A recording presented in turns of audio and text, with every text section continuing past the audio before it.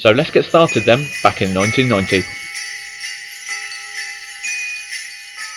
Now, just to let you know, I could have put this game in anywhere from 1990 to 1992, as the Super Nintendo was released in Japan 1990, North America 1991, and Europe and Australia 1992.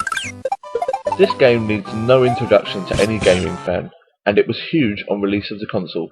In fact, this game was actually one of the first pack-in launch titles for the SNES, helping the console take an early lead in the battle of the 16-bit consoles. It built on the gameplay from previous Mario games by introducing new power-ups that enhanced characters' abilities and established conventions that were carried over to further Mario games in the series. The story to this game is that both Mario and Luigi travel across 7 worlds to restore order to Dinosaur Land. Super Mario World is still as popular today as it was back in the day, and is in fact the most popular game series to ever be released on any console, selling more than 240 million games. This game would have been hotly anticipated by many a kid on Christmas morning, and would go on to sell more than 20 million copies worldwide.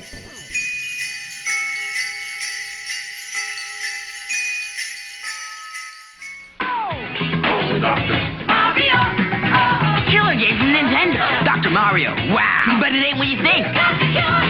You get to zap these viruses, and with 2 players, you can actually trash the other guy.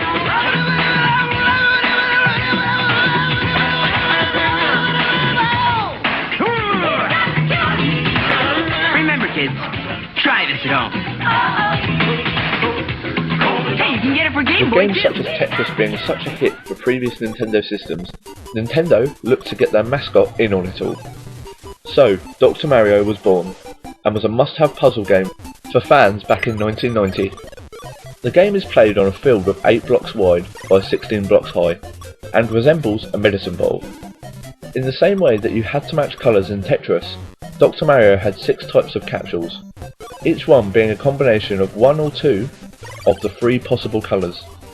The player must rotate and place these capsules on top and alongside the viruses and other capsules in order to eliminate the viruses.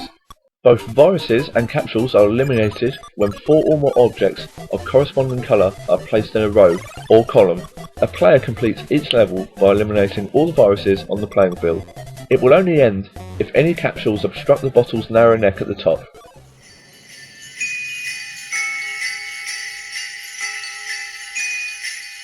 Now, this entry is only really for Europe, as we got our release called Teenage Mutant Hero Turtles nearly a year after it was released in North America and Japan. In North America alone, this game in the run-up to Christmas 1989 sold more than 4 million copies, and was just as big a success on its release over here. It was released in Europe during the height of the TV show's success, and with the Teenage Mutant Ninja Turtles movie in cinemas for November of this year, it was a game that was nearly on every kid's Christmas list. The game was in the style of the original comic series, and played extremely well. The object was to try and save reporter April O'Neil, who had been kidnapped. It starts in an overhead view, switching to a side-on view whenever the turtle being controlled enters a manhole or a building. You need to fight your way through 6 packed levels using the turtle's weapon, depending on which one you chose. You can also acquire weapons throughout levels and special items, and also pick up pizza to restore life during the game. So all this made for an awesome game, which meant kids who unwrapped this game on Christmas morning would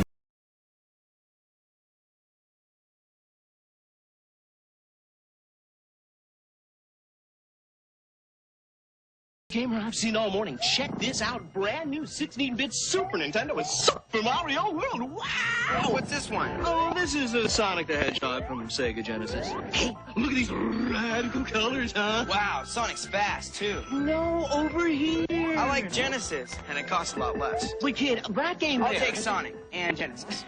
I knew that. Sonic the Hedgehog. More action, more speed. Sega Genesis. It's a whole lot more for less. Well, this is where it all began for the Blue Hedgehog.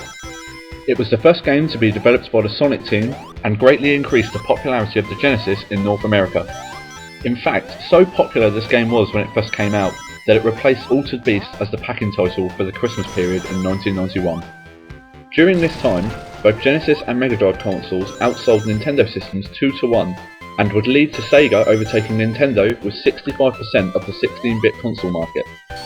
This would be the first time Nintendo wasn't the console leader since 1985, with Sonic the Hedgehog being one of the main reasons for Sega's rise. The story of the first installment of the Sonic series is that Dr. Robotnik seeks to obtain powerful Chaos Emeralds and create Robotnik Land.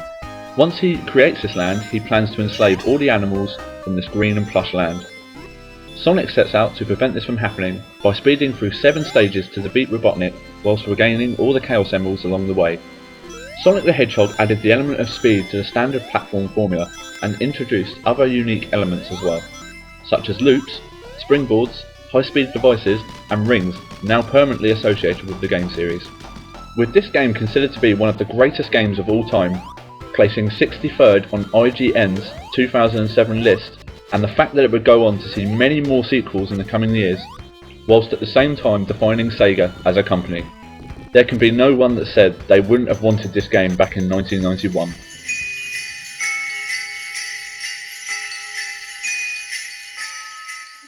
This game could very easily have been put in the 1991 section after it was released in Japan, but I decided to add it to 1992 as it was released to North America and Europe during this time. This was the third installment of the Adventures of Link on the Nintendo systems, which saw him travel on his journeys to save Hyrule and rescue the 7 descendants of Sages. This installment of Zelda reverted back to a top-down view of the original games, with new level design, equipment, controls, techniques and weaponry. It's also still as popular today as it was when it was first released. It's actually been listed by GameSpot as one of the best installments of the game series so far, many other publications listing this game as the best game of all time. To date, this installment alone has sold more than 4 million copies. Any Zelda fan would still love to get this game for Christmas now, let alone back in the day.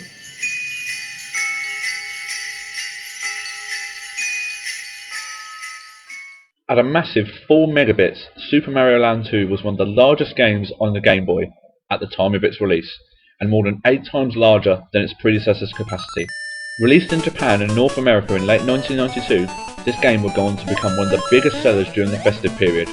Europe would see its release of this game in January 1993, and it was a bestseller throughout the year as the Game Boy continued to dominate the handheld market. Much the same as any Super Mario game before this, you still went through each stage, defeating enemies at the end. Enemies on this game would be made up of both returning characters from earlier Mario titles and a few new faces. One of these new faces would be a character called Wario, who we all now know that Nintendo would release a game series for in the coming years. The game was pretty good, and there were 32 levels in total, based across 7 different themed zones, which needed to be battled through. Some of the major changes in this game were that you were no longer restricted to moving just left and right in levels. Also, coins are no longer used to get extra lives. Instead, they are used to play games in special areas that award lives and other power-ups. It's pretty safe to say that kids that got this game on Christmas Day would have been pretty quiet for the rest of the day and the coming months. With all the new items introduced to this game, it would go on to be another smash for Nintendo,